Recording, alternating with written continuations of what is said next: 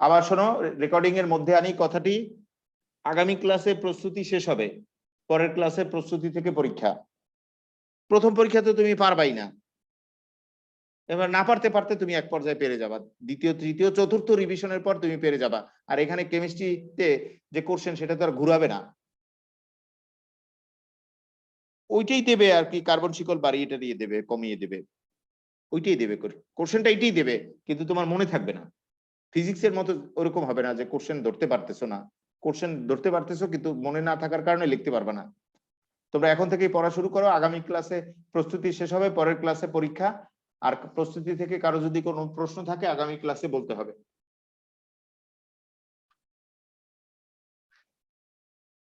এখন এক বিশেষ গুরুত্বপূর্ণ প্রস্তুতি আমি আলোচনা করতেছি, সেটাও অ্যালডিহাইড কিটোন প্রস্তুতি, কিন্তু সেইটা কি দেখো, অ্যালকিনের ওজোনালাইসিস করে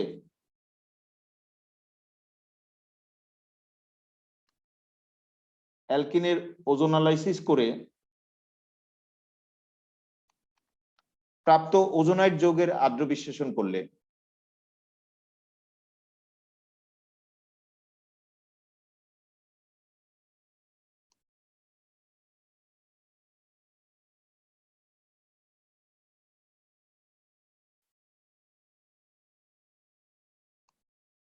আদ্র বিশ্লেষণ করে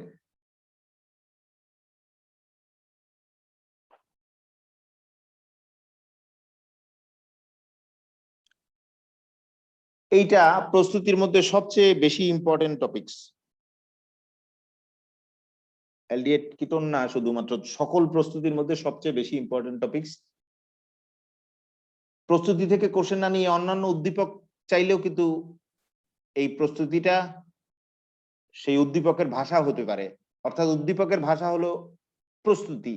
যেহেতু প্রস্তুতিটা পারো নাই তাই উদ্দীপক ধরতে পারবা না, অন্য প্রশ্ন যদি আসে তাইলেও খুব ঝামেলা হবে। কিন্তু অ্যালকিনের ওজোনালাইসিস করে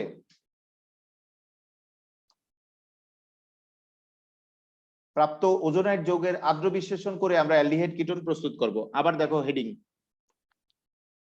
অ্যালকিনের ওজোনালাইসিস করে প্রাপ্ত ওজোনাইড যৌগের আদ্র বিশ্লেষণ করে আমরা অ্যালডিহাইড কিটোন প্রস্তুত করব।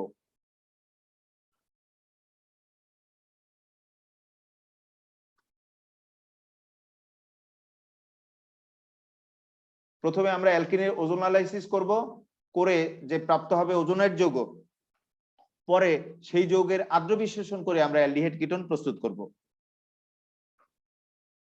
আগে সাধারণ বিক্রিয়া দেখো,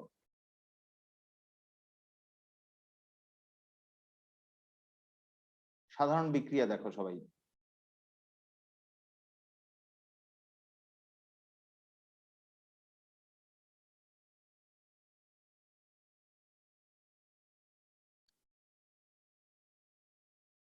ভালো করে দেখো, এই একটা অ্যালকিন,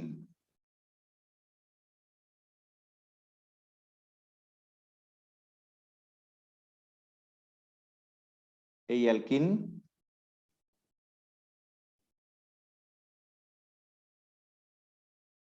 এই অ্যালকিনের ওজোনালাইসিস করা হবে। ওজনের সাথে যুক্ত করার বিক্রিয়াটাকে বলা হয় ওজোনালাইসিস করা। এই অ্যালকিনের ওজোনালাইসিস করা হবে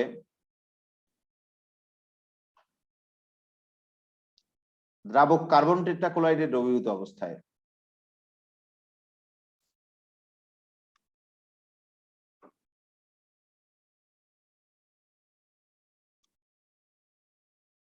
এক্ষেত্রে যেখানে দ্বিবন্ধন, দ্বিবন্ধনটা কিন্তু এইখানে দেখো, যেখানে দ্বিবন্ধন সেখানে ওজনযুক্ত হয়ে ওজোনাইড হবে, এখানে দ্বিবন্ধন না, এখানে ওজনযুক্ত হয়ে ওজোনাইড হবে। এখানে দ্বিবন্ধন, এখানে ওজনযুক্ত হয়ে ওজোনাইড হবে।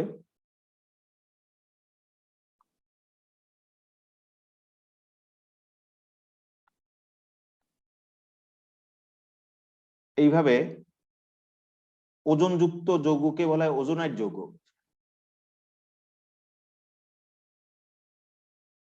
এটা ওজোনাইড যৌগ, ওজনযুক্ত যৌগ হলো ওজোনাইড যৌগ।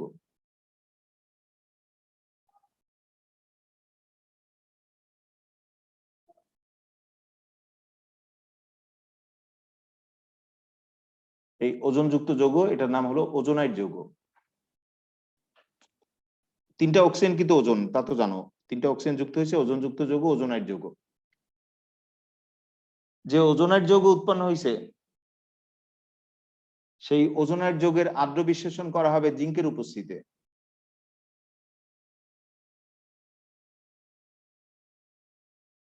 জিঙ্কের উপস্থিতিতে ওজোনাইড যৌগের আদ্র বিশ্লেষণ করলে এই যে আমি ডট ডট চিহ্ন দিতেছি না, এই বরাবর বন্ধন ভেঙে গিয়ে অ্যালডিহাইড উৎপন্ন হবে।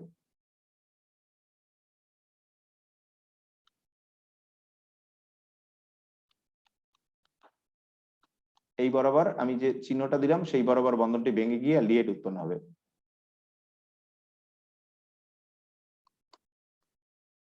আর সিএইচও বাম পাশে দেখো আর সিএইচও উৎপন্ন হয়েছে, আর ডান পাশ থেকে আর সিএইচ উৎপন্ন হয়েছে।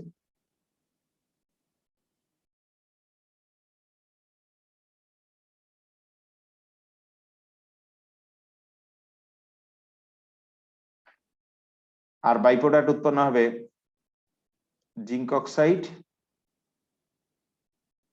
আর পানি।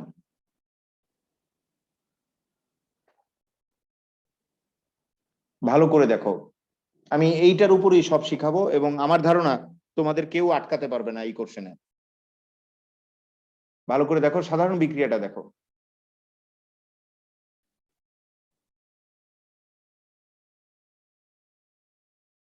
অ্যালকিন ওজনের সাথে যুক্ত হয় দ্রাবক কার্বন টেট্রাক্লোরাইডের দ্রবীভূত অবস্থায়, ওজনের সাথে যুক্ত হয়ে ওজোনাইড গঠন করে। এই ওজনযুক্ত যৌগকে বলা হয় ওজোনাইড যৌগ। এই ওজোনাইড যে যৌগটা গঠিত হয়েছে তার আদ্র বিশ্লেষণ করা হয় জিঙ্কের উপস্থিতিতে। আদ্র বিশ্লেষণ করলেই অ্যালডিহাইড উৎপন্ন হয়। এক্ষেত্রে এই ডট ডট চিহ্ন বরাবর বন্ধন ভাঙে, দেখো আর সিএইচও আর আর সিএইচও অ্যালডিহাইড উৎপন্ন হয়। আর যে কয় কার্বন সে কয় কার্বন অ্যালডিহাইড উৎপন্ন হয়। তাহলে সাধারণ বিক্রিয়াটা দেখো ভালো করে, ইয়া কিন্তু পারবাই সবাই, এবং এটাই জটিল। সবাই বলে এটাই জটিল, কিন্তু তোমার কাছে এটাই সবচেয়ে সহজ মনে হবে। আবার দেখো, ভালো করে দেখো। অ্যালকিন ওজনের সাথে যুক্ত হয় দ্রাবক কার্বন টেট্রাক্লোরাইডের দ্রবীভূত অবস্থায়, যুক্ত হয়ে ওজোনাইড যৌগ গঠন করে। এই ওজনযুক্ত যৌগকে বলা হয় ওজোনাইড যৌগ। গঠিত ওজোনাইড যৌগকে জিঙ্কের উপস্থিতিতে আদ্র বিশ্লেষণ করলে এই ডট ডট চিহ্ন বরাবর বন্ধন ভেঙে গিয়ে অ্যালডিহাইড উৎপন্ন হয়।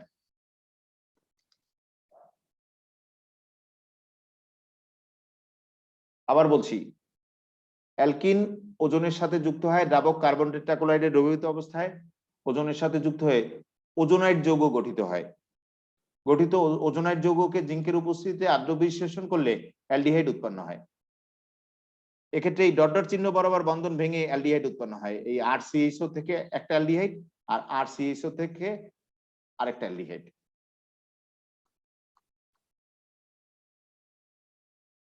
এখন উদাহরণ দেখো।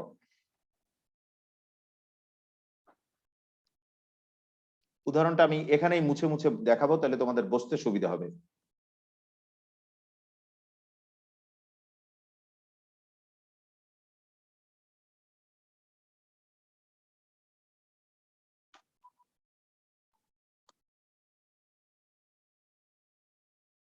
এই অ্যালকিন, এই লেখাটা দেখা যায় না? এখানে ঢাকা পড়েছে, বলো তো এখানে ঢাকা পড়েছে না দেখা যাচ্ছে? দেখা যাচ্ছে। এই একটা অ্যালকিন, এটা 4 কার্বন বিশিষ্ট অ্যালকিন বিউটিন, আর 2 নং কার্বনে দ্বিবন্ধন আছে বিউটিন 2।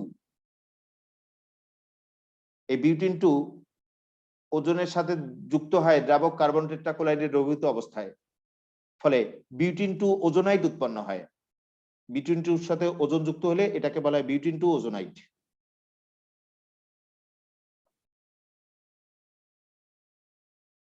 উৎপন্ন বিউটিন 2 ওজোনাইড যেটা আছে সেটাকে জিঙ্কের উপস্থিতিতে আদ্র বিশ্লেষণ করা হয়েছে, ফলে এই অ্যালডিহাইড উৎপন্ন হয়।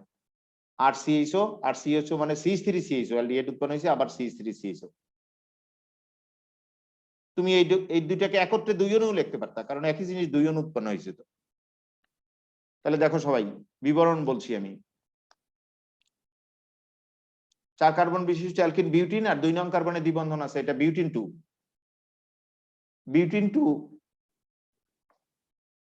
ওজনের সাথে যুক্ত হয় দ্রাবক কার্বন টেট্রাক্লোরাইডে দ্রবীভূত অবস্থায়, ফলে বিউটিন 2 ওজোনাইড উৎপন্ন হয়।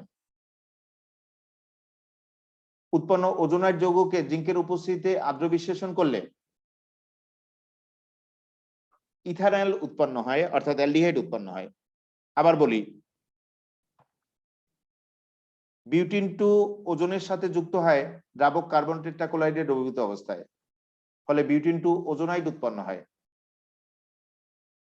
উৎপন্ন বিউটিন 2 ওজোনাইডকে জিঙ্কের উপস্থিতিতে আদ্র বিশ্লেষণ করলে ইথানল উৎপন্ন হয়। আরেকবার বলি, বিউটিন 2 ওজনের সাথে যুক্ত হয় দ্রাবক কার্বন টেট্রাক্লোরাইডে দ্রবীভূত অবস্থায়, ফলে বিউটিন 2 ওজোনাইড উৎপন্ন হয়। উৎপন্ন ওজোনাইড যৌগকে জিঙ্কের উপস্থিতিতে আদ্র বিশ্লেষণ করলে ইথানল উৎপন্ন হয়। আর বিক্রিয়া মনে রাখবা কি করে, CH3CHO এই পাশ থেকে একটা অ্যালডিহাইড, আবার CH3CHO এই পাশ থেকে একটা অ্যালডিহাইড। এখন দেখো,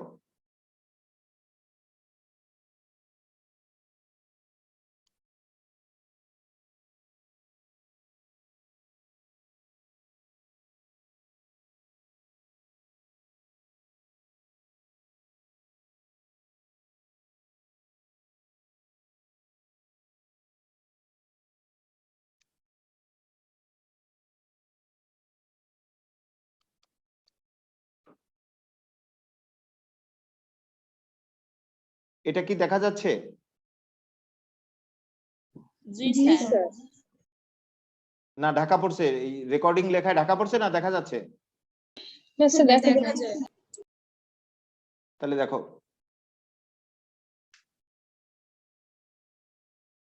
এটা 5 কার্বন বিশিষ্ট অ্যালকিন পেন্টিন, আর এই দিক থেকে নাম্বারিং তো,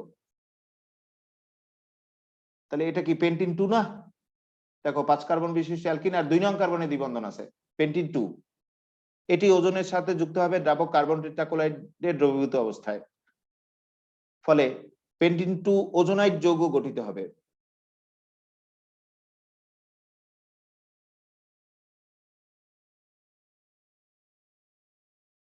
এই ওজনযুক্ত যৌগকেই কিন্তু ওজোনাইড যৌগ বলা হয়। তাহলে পেন্টিন 2 এর সাথে ওজন যুক্ত হয়েছে, তাই এর নাম পেন্টিন 2 ওজোনাইড।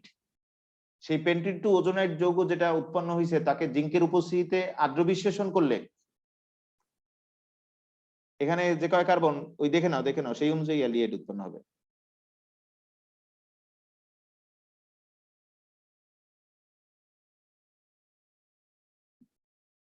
আর এখানে CH3CHO, তাহলে উৎপন্ন হয়েছে প্রোপানল আর ইথানল, 2 পদের অ্যালডিহাইড। তাহলে দেখো,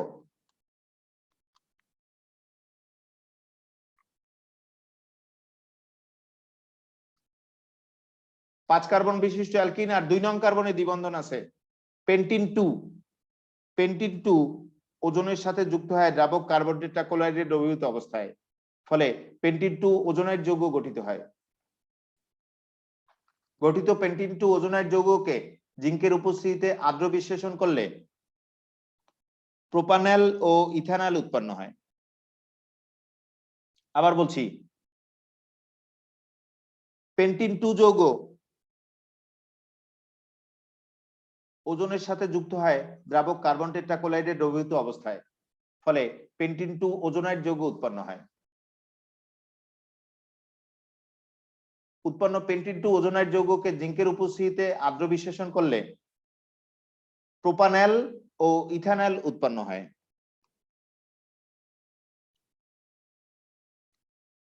এর পরেরটা তোমরা বলবা,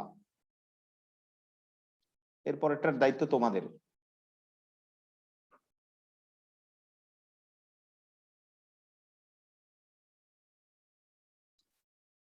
তোমরা বলবা, সবসময় তো আমি বলে দিই।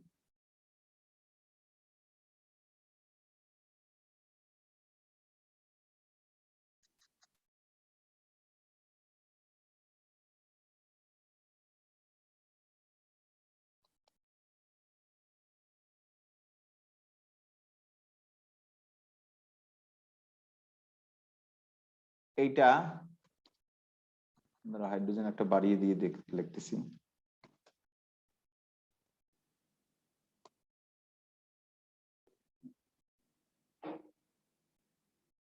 এটার নাম কি? এটার নাম কি? প্রোপিন।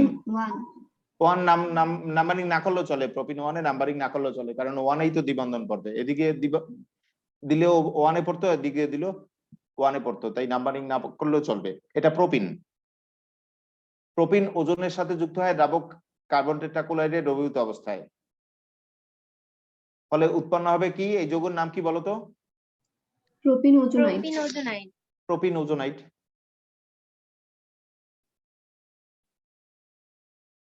এই প্রোপিন ওজোনাইড যৌগকে জিঙ্কের উপস্থিতিতে আদ্র বিশ্লেষণ করলে কি কি উৎপন্ন হবে বলতো?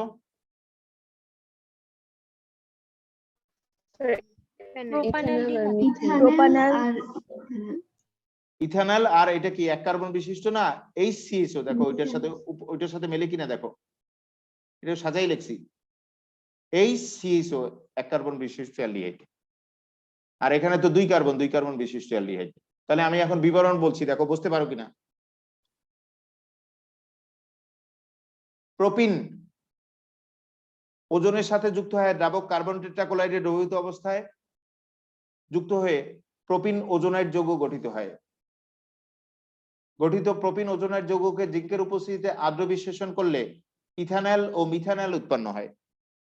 আবার দেখো, প্রোপিন ওজনের সাথে যুক্ত হয় দ্রাবক কার্বন টেট্রাক্লোরাইডের দ্রবীভূত অবস্থায়, ফলে প্রোপিন ওজোনাইড যৌগ উৎপন্ন হয়। উৎপন্ন প্রোপিন ওজোনাইড যৌগকে জিঙ্কের উপস্থিতিতে আদ্র বিশ্লেষণ করলে ইথানল ও মিথানল উৎপন্ন হয়। আরেকবার বলি, প্রোপিন ওজনের সাথে যুক্ত হয় দ্রাবক কার্বন টেট্রাক্লোরাইডের দ্রবীভূত অবস্থায়, ফলে প্রোপিন ওজোনাইড উৎপন্ন হয়। উৎপন্ন প্রোপিন ওজোনাইড যৌগকে জিঙ্কের উপস্থিতিতে আদ্র বিশ্লেষণ করলে ইথানল ও মিথানল উৎপন্ন হয়। এখন সেম টাইপের আরেকটা দেখো,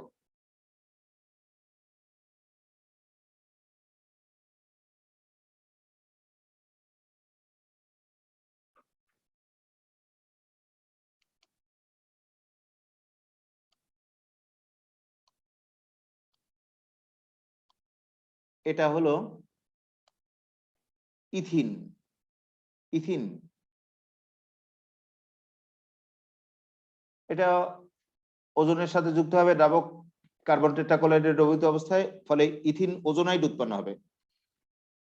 উৎপন্ন ইথিন ওজোনাইড যৌগকে জিঙ্কের উপস্থিতিতে আদ্র বিশ্লেষণ করলে দুই অণু মিথানল উৎপন্ন হবে। দেখো মিথানলই উৎপন্ন হবে, কারণ এই এক কার্বন না, এক কার্বন অ্যালডিহাইড, এই পাশ থেকে এই পাশ থেকেও এই পাশে তো এক কার্বন অ্যালডিহাইড। তাহলে দেখো সবাই ভালো করে দেখো, ইথিন ওজনের সাথে যুক্ত হয় দ্রাবক কার্বন টেট্রাক্লোরাইডের দ্রবীভূত অবস্থায়, ফলে ইথিন ওজোনাইড উৎপন্ন হয়। উৎপন্ন ওজোনাইড যৌগকে জিঙ্কের উপস্থিতিতে আদ্র বিশ্লেষণ করলে মিথানল উৎপন্ন হয়। এখানে একবারে 2 লিখতে পারতা, একই অণু তো দুইবার উৎপন্ন হয়েছে, এইভাবে না লিখে একবারে দুই অণু লিখতে পারতা, কিন্তু এইভাবে ভাঙাই লিখলে তো বোঝানো সহজ, বা তোমার বোঝা সহজ। এখান থেকে কি কারো কোনো প্রশ্ন আছে? থাকলে বলো, আমি কিটোন প্রস্তুতিতে যাবো, অ্যালডিহাইড শেষ। প্রশ্ন আছে কারো?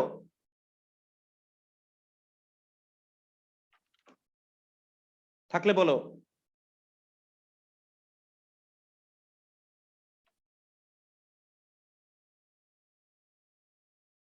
এখন কিটোন প্রস্তুতি দেখো, অ্যালডিহাইড কিটোন প্রস্তুতির পদ্ধতি তো একই, আমি বললাম না? কিটোন প্রস্তুতি দেখো, সাধারণ বিক্রিয়া দেখো।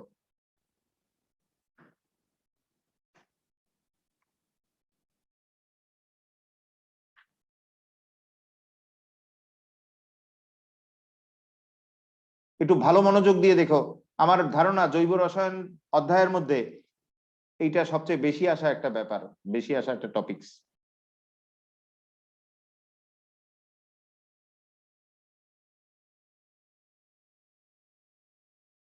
সবচেয়ে বেশি পরীক্ষা আসা এই একটা টপিকস।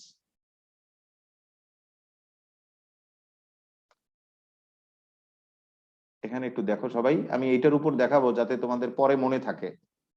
জিনিস তো একই, ব্যাপার স্যাপার প্রায় এক।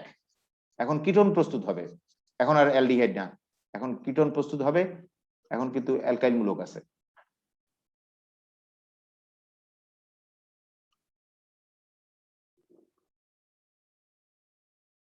দেখো সবাই ভালো করে দেখো,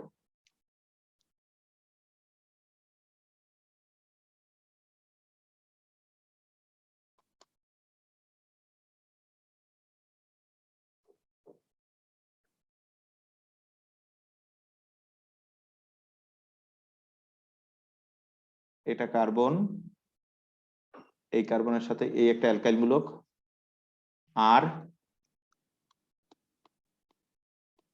এই আরেকটা অ্যালকাইল মূলক, আর দুইটা অ্যালকাইল মূলক আছে।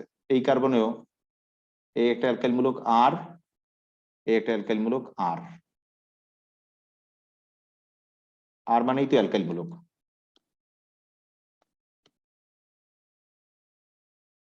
এই এইরূপ অ্যালকিন এটা, এই অ্যালকিনটা দ্রাবক কার্বন টেট্রাক্লোরাইডের দ্রবীভূত অবস্থায় ওজনের সাথে যুক্ত হয়ে ওজোনাইড গঠিত হবে।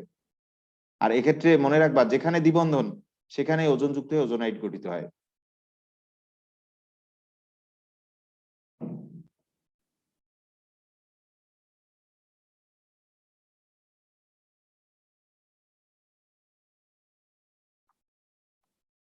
গঠিত ওজোনাইড যৌগকে জিঙ্কের উপস্থিতিতে আদ্র বিশ্লেষণ করলে কিন্তু আর সিও আর, এই যে দেখো আর সিও আর, আর সিও আর, আর সিও আর মানে কি কিটোন।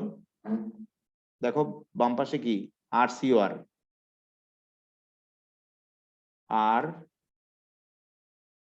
সিও আর, আর ডান পাশে কি, সেটা কিন্তু আর সিও আর, এটাও কিন্তু কিটোন।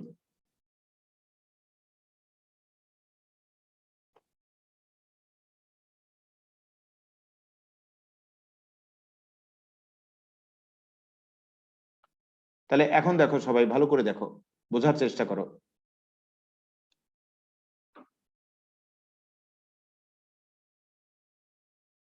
এটা অ্যালকিন যৌগ, অ্যালকিন ওজনের সাথে যুক্ত হয় দ্রাবক কার্বন টেট্রাক্লোরাইডের দ্রবীভূত অবস্থায়, ফলে অ্যালকিন ওজোনাইড উৎপন্ন হয়। উৎপন্ন ওজোনাইড যৌগকে জিঙ্কের উপস্থিতিতে আদ্র বিশ্লেষণ করলে কিটোন উৎপন্ন হয়। এইভাবে যদি অ্যালকিনে হাইড্রোজেন না থাকে, এই দ্বিবন্ধনিত যে অ্যালকিনের যে দুইটা কার্বন, তাতে যদি হাইড্রোজেন না থাকে, না থেকে অ্যালকাইল মূলক থাকে, তাহলে কিন্তু কিটোন উৎপন্ন হয়। আর এখানে হাইড্রোজেন থাকলে, একটু আগে দেখছি, তখন কিন্তু অ্যালডিহাইড উৎপন্ন হয়েছিল। এখন আছে কি অ্যালকাইল মূলক, দ্বিবন্ধনিত কার্বন দুইটা অ্যালকাইল মূলক আছে, এখন কিন্তু কিটোন।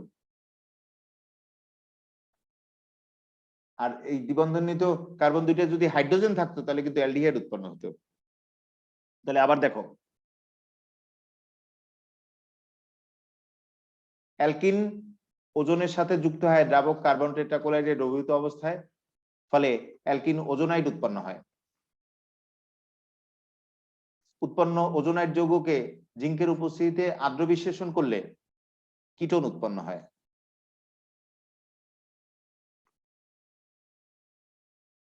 এখন উদাহরণ আমি এখানেই বলবো, এর উপর দিয়ে লিখবো উদাহরণ, উদাহরণ লিখবো, আমি একটা বলবো, তোমরা একটা বলবা।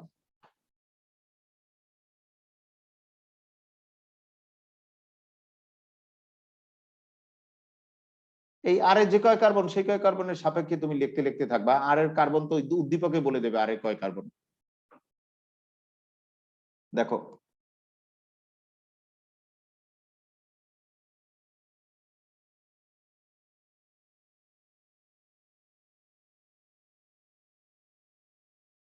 এটা 2,3-ডাইমিথাইল বিউটিন 2। দেখো 2 নঙে আর 3 নঙে ডাইমিথাইল, 2,3-ডাইমিথাইল আর 4 কার্বন বিশিষ্ট অ্যালকিন বিউটিন 2, 2,3-ডাইমিথাইল বিউটিন 2।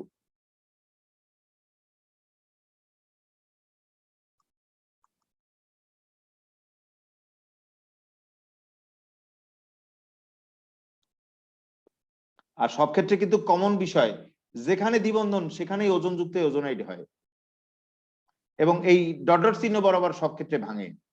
তাহলে আর জটিল কোথায়?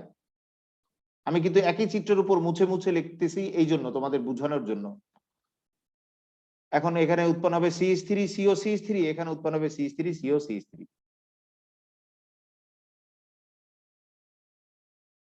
CH3 CO CH3, এই পাশেও কিন্তু CH3 CO CH3।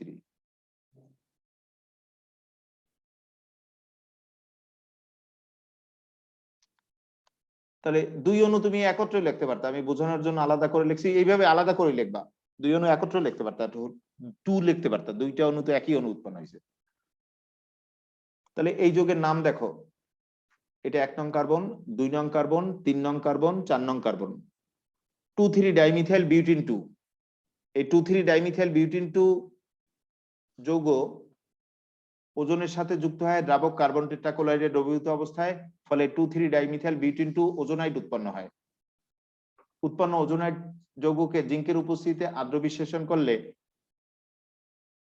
প্রোপানন উৎপন্ন হয়। প্রোপানন উৎপন্ন হয়, মিলাও, এই যে CH3 CO CH3 প্রোপানন হবে, CH3 CO CH3, এটাও তো প্রোপানন উৎপন্ন হবে। এর কিন্তু আরেকটা নাম আছে, প্রোপানন বা এসিটোন। আরেকবার বলি, 2,3-ডাইমিথাইল বিউটিন 2 ওজনের সাথে যুক্ত হয় দ্রাবক কার্বন টেট্রাক্লোরাইডে দ্রবীভূত অবস্থায়, ফলে 2,3-ডাইমিথাইল বিউটিন 2 ওজোনাইড উৎপন্ন হয়। উৎপন্ন ওজোনাইড যৌগকে জিঙ্কের উপস্থিতিতে আদ্র বিশ্লেষণ করলে প্রোপানন উৎপন্ন হয়।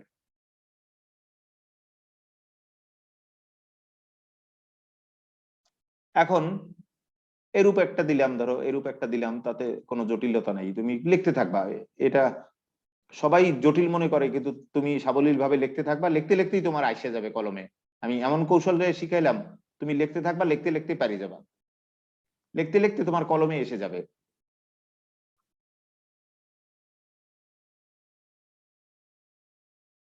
দেখো আরেকটা লিখি,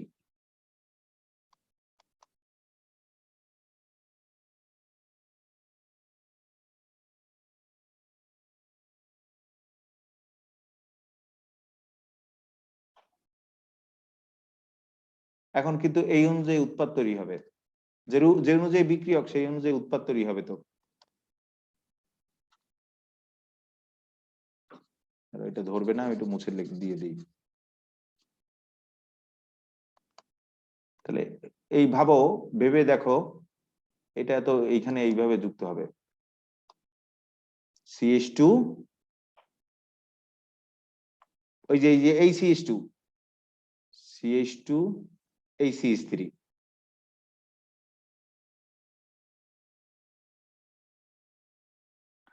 তাহলে এখানে প্রোডাক্টটা হবে কি, CH3 CO CH3 মিলাও, এই যে CH3 CO CH3 কিটোন উৎপন্ন হবে।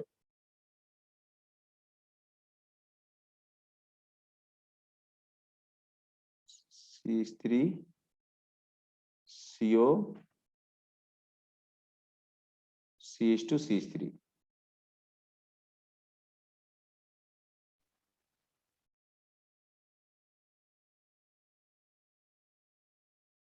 এটার নাম তো বিউটানন, 4 কার্বন বিশিষ্ট কিটোন কি বিউটানন। এখন দেখো বুঝতে পারো কিনা।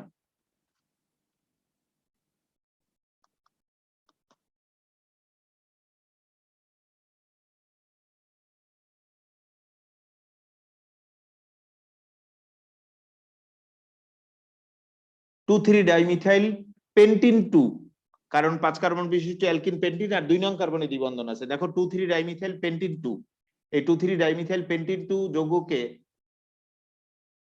ওজনের সাথে যুক্ত করা হয় দ্রাবক কার্বন টেট্রাক্লোরাইডের দ্রবীভূত অবস্থায়, ফলে 2,3-ডাইমিথাইল পেন্টিন 2 ওজোনাইড যৌগ উৎপন্ন হয়।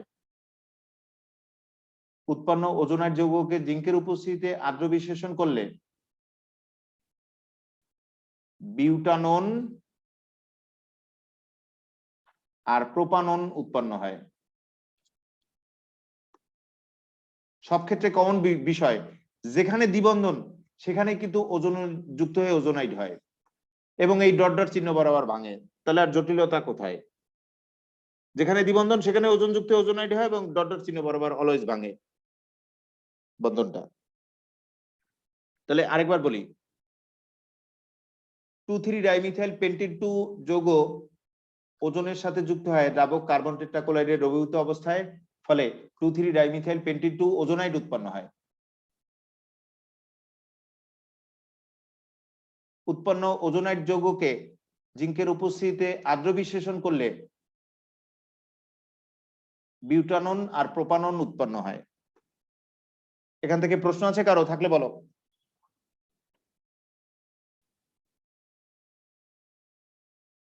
এখানে প্রোপিন কিংবা ইথিন দিয়ে যৌগ হবে না? প্রোপিন ইথিনে তো হাইড্রোজেন আছে, প্রোপিন ইথিন তো একটু আগে দেখাইছি, তখন অ্যালডিহাইড হয়ে যাবে। তুমি যদি নাও এই দ্বিবন্ধনিত কার্বনে যদি হাইড্রোজেন থাকে তাহলে কিন্তু অ্যালডিহাইড হবে, একটু আগে দেখছো যেটা। আর কারোর প্রশ্ন আছে এখানে? হ্যাঁ হ্যাঁ, প্রতিস্থাপিত অ্যালকিন, অর্থাৎ যে অ্যালকিনে হাইড্রোজেন নাই সেটা তো প্রতিস্থাপিত অ্যালকিন।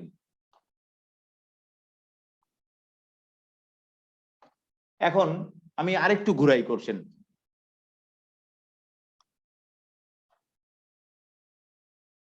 যদি এইরূপ একটি যৌগ দেই,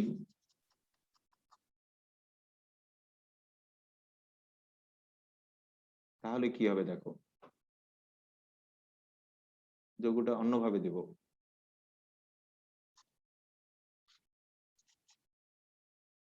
একই যৌগের মধ্যে আমরা অ্যালডিহাইড আর কিটোন প্রস্তুত করব। দেখো একটু ঘুরিয়ে দিলাম কোশ্চেনটা।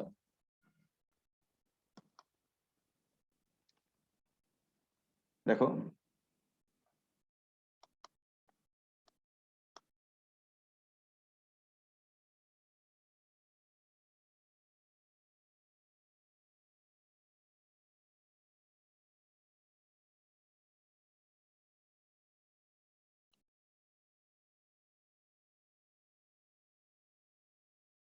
এরূপ দিলাম, অ্যালকিনে হাইড্রোজেন থাকলে কিন্তু সেই সাইডে অ্যালডিহাইড উৎপন্ন হবে। তাহলে দেখো ওই বিক্রিয়ক দেখে, দেখো আমি সেই অনুযায়ী দেখে দেখে উৎপাদ লিখতেছি।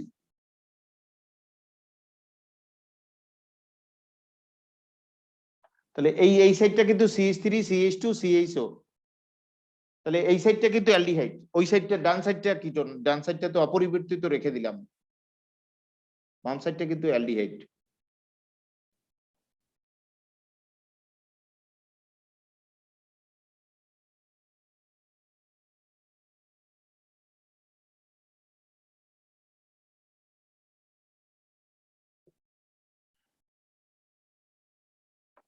এখন আমি একটু বিবরণ বলছি, বোঝো কিনা দেখো।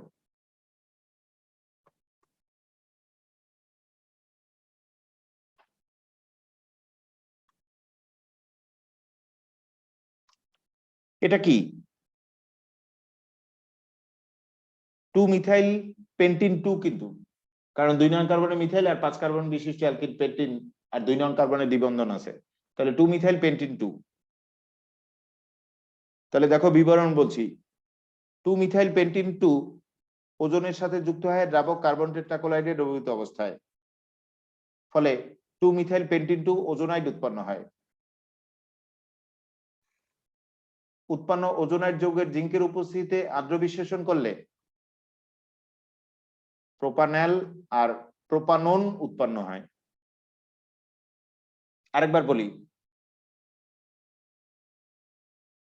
2-মিথাইল পেন্টিন 2 ওজনের সাথে যুক্ত হয় দ্রাবক কার্বন টেট্রাক্লোরাইডের দ্রবীভূত অবস্থায়, ফলে 2-মিথাইল পেন্টিন 2 ওজোনাইড উৎপন্ন হয়।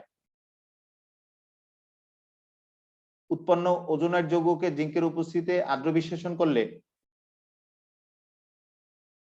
প্রোপানন মানে প্রোপানেল আর প্রোপানন উৎপন্ন হয়। এটা হলো প্রোপানেল, এটা প্রোপানন, মিলাও, এই ডট ডট চিহ্ন বরাবর ভাঙবে তো, এটা তো প্রোপানেল, আর এই ডট ডট চিহ্ন বরাবর ভাঙলে এটা কি প্রোপানন। আরেকবার বলি, 2-মিথাইল পেন্টিন 2 যৌগ ওজনের সাথে যুক্ত হয় দ্রাবক কার্বন টেট্রাক্লোরাইডের দ্রবীভূত অবস্থায়, ফলে 2-মিথাইল পেন্টিন টু ওজোনাইট উৎপন্ন হয়। উৎপন্ন ওজোনাইট যৌগকে জিঙ্কের উপস্থিতিতে আদ্র বিশ্লেষণ করলে প্রোপানল ও প্রোপানন উৎপন্ন হয়। এখন কোনো প্রশ্ন আছে কারো? থাকলে বলো। শেষ, আমার আলোচনা শেষ।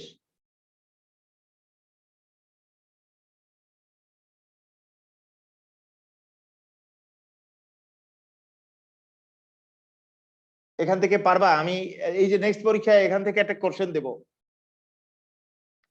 এখান থেকে পারবা সবাই? এটা দেব না কিন্তু অবশ্যই, আমি যা পড়াচ্ছি তা তো আর দেব না।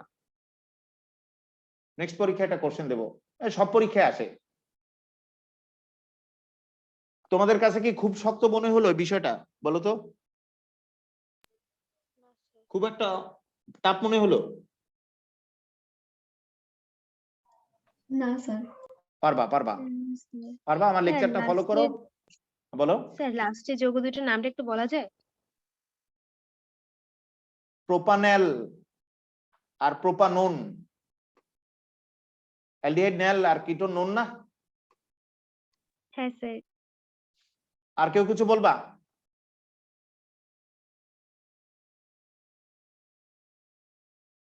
তাহলে এটা মুছে ফেললাম, কিন্তু আমি মুছে ফেললাম। জিজ্ঞেস করা থাকলে বলো, বা আগামী ক্লাসে বলো, এখন যদি না মনে কিছু না আসে।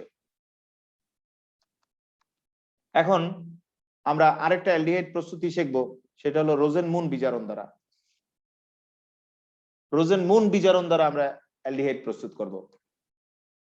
নেম রিঅ্যাকশনে আমরা পড়েছি রোজেন মুন বিজারণ। রোজেন মুন বিজারণ দ্বারা।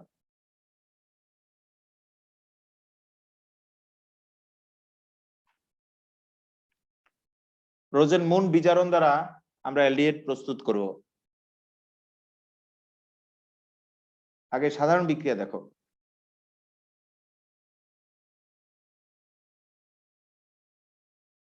সাধারণ বিক্রিয়া মানে সাধারণত বিক্রিয়াটা কিভাবে ঘটে, আর সাধারণ বিক্রিয়াটা মনে রাখলেই কিন্তু যে কোনো বিক্রিয়া পারা যায়। খেয়াল করছো? যে আসবে কিন্তু পরীক্ষায় উদাহরণ, সাধারণ বিক্রিয়া আসবে না, কিন্তু সাধারণ বিক্রিয়া মনে রাখলেই টোটাল বিক্রিয়া পারা যায়। সাধারণ বিক্রিয়া কি? Acid chloride. আরসিও মূলককে বলে অ্যাসিড মূলক, এটার সাথে ক্লোরিন যুক্ত আছে, তাই অ্যাসিড ক্লোরাইড। এই অ্যাসিড ক্লোরাইড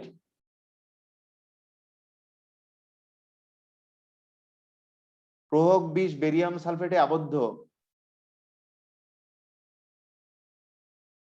প্যালাডিয়াম প্রোহকের উপস্থিতিতে ফুটন্ত জাইলিন দ্রাবকে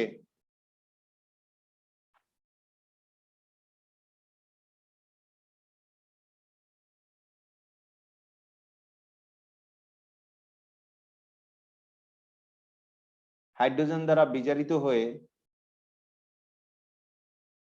ইথানলে পরিণত হয়, মানে বুলবালা অ্যালডিহাইডে পরিণত হয়,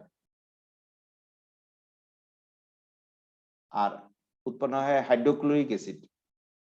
তাহলে আবার দেখো, সাধারণ বিক্রিয়া রোজেন মুন বিজারণ বিক্রিয়ার দ্বারা আমরা অ্যালডিহাইড প্রস্তুত করব। এই বিক্রিয়া কিন্তু কিটোন প্রস্তুত হয় না, সবসময় অ্যালডিহাইড। রোজেন মুন বিজারণ বিক্রিয়া দ্বারা আমরা অ্যালডিহাইড প্রস্তুত করব। সাধারণ বিক্রিয়াটা দেখো, অ্যাসিড ক্লোরাইডকে প্রোহক বিষ বেরিয়াম সালফেটে আবদ্ধ প্যালাডিয়াম প্রোহকের উপস্থিতিতে ফুটান্ত জাইলিন দ্রাবকে হাইড্রোজেন দ্বারা বিজারণ করলে অ্যালডিহাইড উৎপন্ন হয়। আবার বলি, অ্যাসিড ক্লোরাইডকে প্রোহক বিষ বেরিয়াম সালফেটে আবদ্ধ প্যালাডিয়াম প্রোহকের উপস্থিতিতে ফুটান্ত জাইলিন দ্রাবকে হাইড্রোজেন দ্বারা বিজারণ করলে অ্যালডিহাইড উৎপন্ন হয়। আর এটা কি আংশিক বিজারণ না সম্পূর্ণ বিজারণ? কারো কি মনে আছে? বলতে পারো। আংশিক বিজারণ। আংশিক বিজারণ। আংশিক বিজারণ কথাটা বলা একটু ভালো, কারণ ওই প্রোহক বিষ ব্যবহার করা হয়েছে তো, তাই এটা আংশিক বিজারণ হবে। তাহলে সেইভাবে বললে একটু ভালো হয়, না বললেও সমস্যা নেই, কারণ প্রোহক বিষ নেওয়া হয়েছে, আংশিক বিজারণই হবে। এই প্রোহক বিষ প্রোহকের প্রবহন ক্ষমতা কমিয়ে দেয়। যারা প্রোহকের প্রবহন ক্ষমতা কমিয়ে দেয় তাদেরকে বলা হয় প্রোহক বিষ। এখানে প্যালাডিয়াম প্রোহক, এই বেরিয়াম সালফেট প্রোহক বিষ। এই প্রোহক বিষ প্রোহকের প্রবহন ক্ষমতা কমিয়ে দেয়। বলতে পারে স্যার তা আবার কি করে হয়, সে বিক্রিয়া কিভাবে হয়, সেগুলো তো আমরা বিভিন্ন ভাবে অন্য জায়গায় পড়বো। আপাতত জ্ঞানগুলো পড়তেছি, জ্ঞানেরই এই অবস্থা। বিক্রিয়া কিভাবে হয় তাও কিন্তু বেশ জটিল। দেখি আগামী মাসে অফলাইনে শুরু করা যায় কিনা, তখন অফলাইনে বিক্রিয়া হয় দেখতেছি, আমরা বিক্রিয়া কেন হয় কিভাবে হয় তাও কিন্তু শিখবো এরপর, বিক্রিয়া মেকানিজম যেটা, আপাতত খালি বিক্রিয়া হয় দেখতেছি। তাহলে দেখো সাধারণ বিক্রিয়াটা আবার দেখো, অ্যাসিড ক্লোরাইডকে প্রভাবক বিষ বেরিয়াম সালফেটে আবদ্ধ প্যালাডিয়াম প্রভাবকের উপস্থিতিতে ফুটান্ত জাইলিন দ্রাবকে হাইড্রোজেন দ্বারা আংশিক বিজারণ করলে অ্যালডিহাইড উৎপন্ন হয়। আবার বলছি, অ্যাসিড ক্লোরাইডকে প্রভাবক বিষ বেরিয়াম সালফেটে আবদ্ধ প্যালাডিয়াম প্রভাবকের উপস্থিতিতে ফুটান্ত জাইলিন দ্রাবকে হাইড্রোজেন দ্বারা আংশিক বিজারণ করলে অ্যালডিহাইড উৎপন্ন হয়।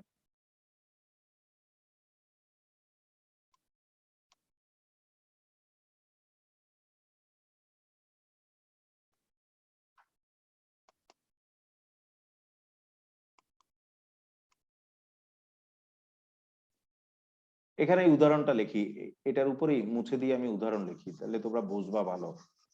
দেখো এখানে উদাহরণটা লিখবা আমি।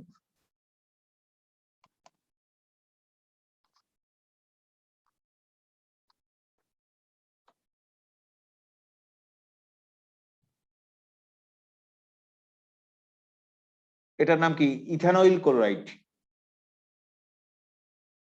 মনে আছে অ্যালকানয়েল হ্যালাইড, তাহলে 2 কার্বনের শিকল ইথানয়েল হ্যালাইড কি ক্লোরাইড। ইথানয়েল ক্লোরাইডকে এইভাবে বিজারণ করলে ইথানয়েল উৎপন্ন হয়, অর্থাৎ অ্যালডিহাইড উৎপন্ন হয়। আর রোজেনমন বিজারণ বিক্রিয়া কিন্তু কিটোন উৎপন্ন হয় না, এটাতে অলওয়েজ অ্যালডিহাইড উৎপন্ন হয়। তাহলে দেখো সবাই উদাহরণটা দেখো, ইথানয়েল ক্লোরাইডকে প্রভাবক বিষ বেরিয়াম সালফেটে আবদ্ধ প্যালাডিয়াম প্রভাবকের উপস্থিতিতে ফুটান্ত জাইলিন দ্রাবকে হাইড্রোজেন দ্বারা আংশিক বিজারণ করলে ইথানয়েল উৎপন্ন হয়। আবার বলি, ইথানয়েল ক্লোরাইডকে প্রভাবক বিষ বেরিয়াম সালফেটে আবদ্ধ প্যালাডিয়াম প্রভাবকের উপস্থিতিতে ফুটান্ত জাইলিন দ্রাবকে হাইড্রোজেন দ্বারা আংশিক বিজারণ করলে ইথানয়েল উৎপন্ন হয়।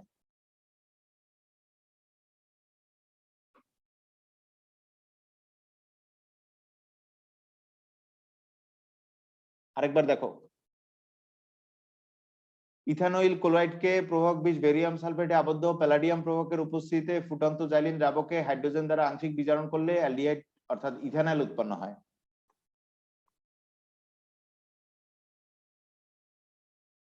যদি কার্বন শিকল বাড়িয়ে দিতাম তাহলে সেই অনুযায়ী হতো। দেখো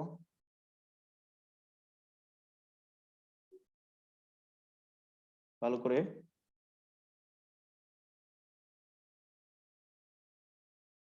এটা প্রোপানয়েল ক্লোরাইড।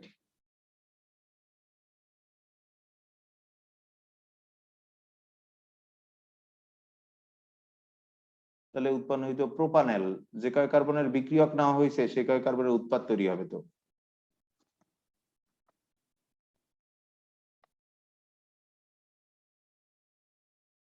আর নামকরণের নিয়ম মনে আছে কিনা দেখো, অ্যালকানয়েল হ্যালাইড, তাহলে এটা কি? প্রোপানয়েল ক্লোরাইড।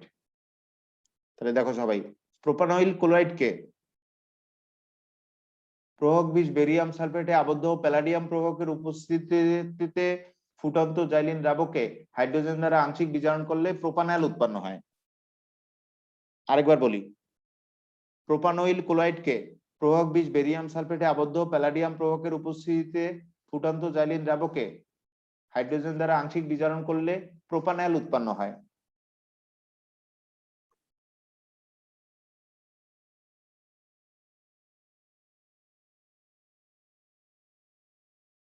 এরপরে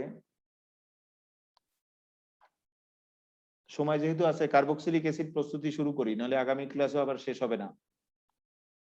আমি কার্বক্সিলিক অ্যাসিড প্রস্তুতি দেখাচ্ছি, অন্তত একটা শেষ করা যাবে আজকে। আমাদের এখন আলোচ্য বিষয় হলো কার্বক্সিলিক অ্যাসিড প্রস্তুতি। কার্বক্সিলিক অ্যাসিড প্রস্তুতি,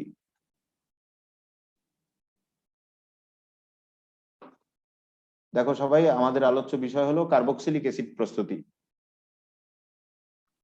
আগে সাধারণ বিক্রিয়া দেখো, সাধারণ বিক্রিয়ার দেখার আগে পদ্ধতিটা লিখি।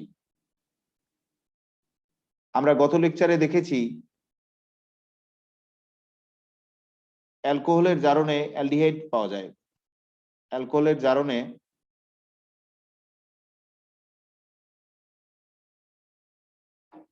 প্রাপ্ত অ্যালডিহাইডের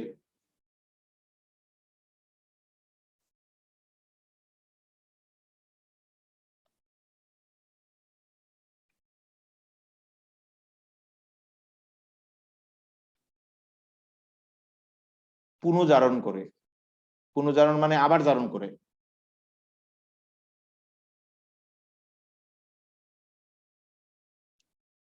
সবাই দেখো ভালো করে, অ্যালকোহলের জারণে প্রাপ্ত অ্যালডিহাইডের পুনঃজারণ করে আমরা কার্বক্সিলিক অ্যাসিড প্রস্তুত করব। আবার দেখো, অ্যালকোহলের জারণে প্রাপ্ত অ্যালডিহাইডের পুনঃজারণ করে আমরা কার্বক্সিলিক অ্যাসিড প্রস্তুত করব। আবার বলি, অ্যালকোহলের জারণে প্রাপ্ত অ্যালডিহাইডের পুনঃজারণ করে আমরা কার্বক্সিলিক অ্যাসিড প্রস্তুত করব। দেখো সাধারণ বিক্রিয়া, দেখো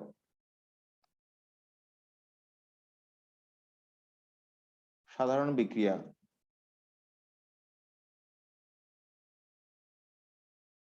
এই সাধারণ বিক্রিয়া মনে রাখলেই কিন্তু তুমি বিক্রিয়াটা পেরে যাবা। এই একটা অ্যালকোহল,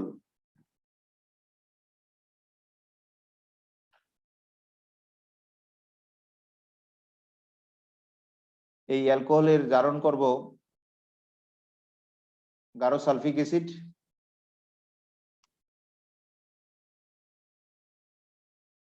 আর পটাশিয়াম ডাইক্রোমেট থেকে উৎপন্ন জায়মান অক্সিজেন দ্বারা।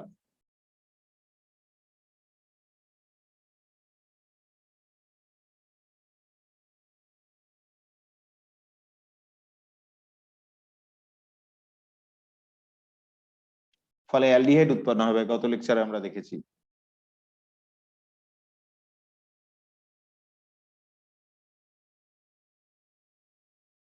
আর বাই প্রোডাক্ট উৎপন্ন হবে কি? পানি।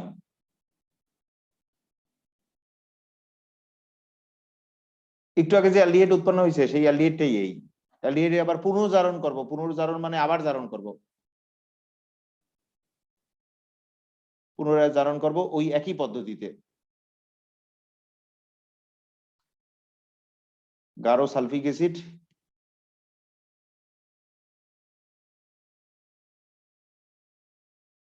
আর পটাশিয়াম ডাইক্রোমেট থেকে প্রাপ্ত জায়মান অক্সিজেন দ্বারা জারণ করব।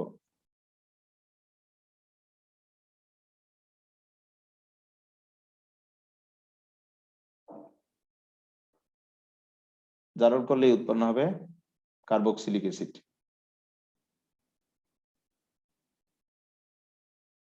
তাহলে দেখো সবাই, অ্যালকোহলের জারণে প্রাপ্ত অ্যালডিহাইডের পুনঃজারণ করলেই কার্বক্সিলিক অ্যাসিড উৎপন্ন হয়। আবার দেখো, এটা 2 স্টেপে জারণ। অ্যালকোহলের জারণে প্রাপ্ত অ্যালডিহাইডের পুনঃজারণ করলেই কার্বক্সিলিক অ্যাসিড উৎপন্ন হয়। এইভাবে বলতে পারো ভাষাটা, অ্যালকোহলকে গাঢ় সালফিক অ্যাসিড ও পটাশিয়াম ডাইক্রোমেট থেকে উৎপন্ন জায়মান অক্সিজেন দ্বারা জারণ করলে অ্যালডিহাইড উৎপন্ন হয়। উৎপন্ন অ্যালডিহাইডকে পুনরায় গাঢ় সালফিক অ্যাসিড ও পটাশিয়াম ডাইক্রোমেট থেকে উৎপন্ন জায়মান অক্সিজেন দ্বারা জারণ করলে কার্বক্সিলিক অ্যাসিড উৎপন্ন হয়। আবার বলছি,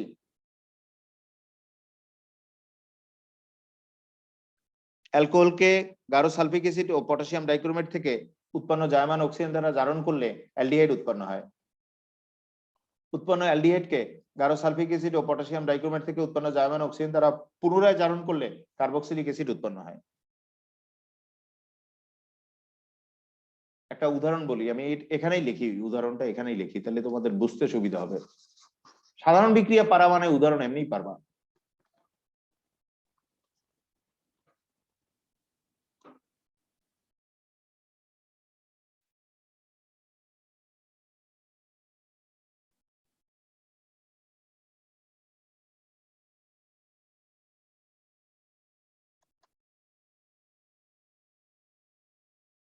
এই অ্যালকোহল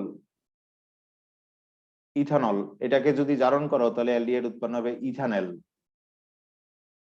2 কার্বন বিশিষ্ট অ্যালডিহাইডের নাম কি? ইথানল। সেই ইথানলের কি পুনঃজারণ করলে 2 কার্বন বিশিষ্ট অ্যাসিড ইথানোয়িক অ্যাসিড উৎপন্ন হবে। তাহলে ভাষা কি লিখবা দেখো, ইথানলকে গাঢ় সালফিক অ্যাসিড ও পটাশিয়াম ডাইক্রোমেট থেকে উৎপন্ন জায়মান অক্সিজেন দ্বারা জারণ করলে ইথানল উৎপন্ন হয়। উৎপন্ন ইথানলকে পুনরায় গাঢ় সালফিক অ্যাসিড ও পটাশিয়াম ডাইক্রোমেট থেকে উৎপন্ন জার্মান অক্সিজেন দ্বারা জারণ করলে ইথানোয়িক অ্যাসিড উৎপন্ন হয়। আবার দেখো,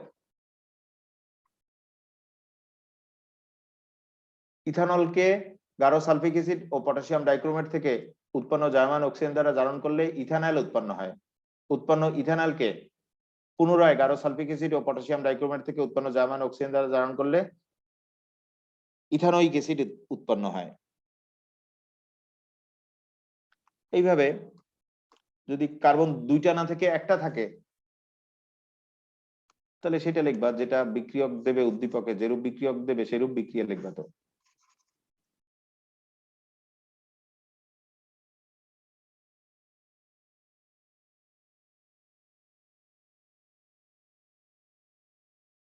আরেকটা উদাহরণ দেখো, এই উদাহরণটা দেখো সবাই। মিথানল এক কার্বন বিশিষ্ট অ্যালকোহল কি? মিথানল উৎপন্ন হবে মিথানল। উৎপন্ন মিথানলের পুনরায় জারণ করলে মিথানোয়িক অ্যাসিড উৎপন্ন হবে। তাহলে দেখো সবাই, মিথানলকে গাঢ় সালফিক অ্যাসিড ও পটাশিয়াম ডাইক্রোমেট থেকে উৎপন্ন জার্মান অক্সিজেন দ্বারা জারণ করলে মিথানল উৎপন্ন হয়। উৎপন্ন মিথানলকে পুনরায় গাঢ় সালফিক অ্যাসিড ও পটাশিয়াম ডাইক্রোমেট থেকে উৎপন্ন জার্মান অক্সিজেন দ্বারা জারণ করলে মিথানোয়িক অ্যাসিড উৎপন্ন হয়। কারো কোনো প্রশ্ন আছে? ক্লাস শেষ করব। কেউ কিছু জিজ্ঞেস করবা? না স্যার। পড়তে থাকো, রবিবার শেষ হবে প্রস্তুতি, এর পরের লেকচারই পরীক্ষা।